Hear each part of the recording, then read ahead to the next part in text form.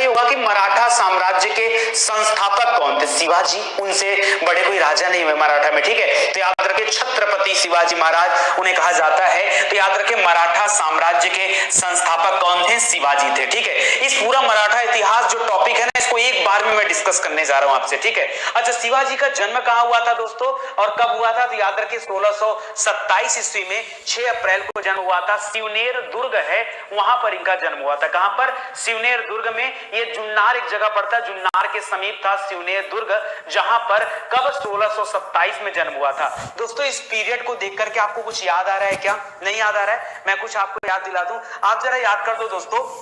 अगर मैं 1526 की बात करूं तो 1526 से लेकर 1530 तक बाबर गद्दी पर बैठा रहा, ठीक है। 1530 में जब बाबर की मृत्यु हो गई तब से लेकर के और लगभग 1540 तक कौन रहा? हुमायूं रहा। उसके बाद कौन आ गया दोस्तों? 40 से लेकर के 45 तक कौन रहा? शेर शाह सूरी रहा। उसके बाद याद रखिए 55-56 में फिर कौन आ गया? आपका हुमायूं आ गया।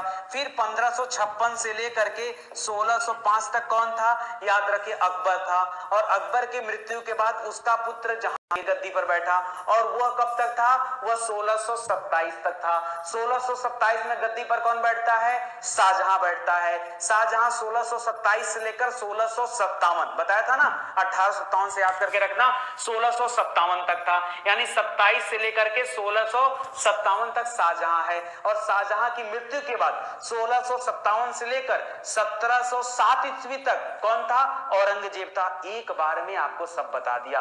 और वही है, लिख रहा है 1627, ठीक है। याद रखिए शाहजहां क्या हुआ था? गद्दी पर सवार हुआ था। ये वही साल है जब शिवाजी का जन्म हुआ था। लिख रहा है शिवाजी के पिता का नाम क्या था दोस्तों? तो याद रखिए इनके पिता का नाम था शाहजी भोसले। क्या नाम था? शाहजी भोसले था। और माता का नाम क्या था? जीजाबाई था। कभी कभी परीक्षा में पूछ लेता है, ठीक है, इनके पिता या माता का नाम कभी कभी पूछ लेता है। अच्छा, एक प्रश्न बड़ा इंपॉर्टेंट ये पूछता है कि शिवाजी के जीवन पर सबसे गहरा छाप किसने छोड़ रखा था? तो शिवाजी अपनी माता से बड़ा प्रभावित थे, जीजाबाई से, याद रखेगा। एक तो जीजाबाई का नाम आता है, दूसरा दादाजी कोंडदेव का नाम आता है। किसका? दादाजी कोंडदेव का नाम आता है, ये भी याद रखेगा। ये इनके पिताजी के बड़े घनिष्ठ मित्र हुआ करते थे, ठीक है। तो इसको याद रखेगा, इंपॉर्टेंट है। आगे बढ़ते हैं दोस्तों। कर आध्यात्मिक क्षेत्र में गुरु, अगर गुरु की बात करें तो दो आता है, दो जगह उनके गुरु का नाम आता है। एक तो दादाजी कोंडदेव को भी वो गुरु मानते थे और दूसरे गुरु थे कौन?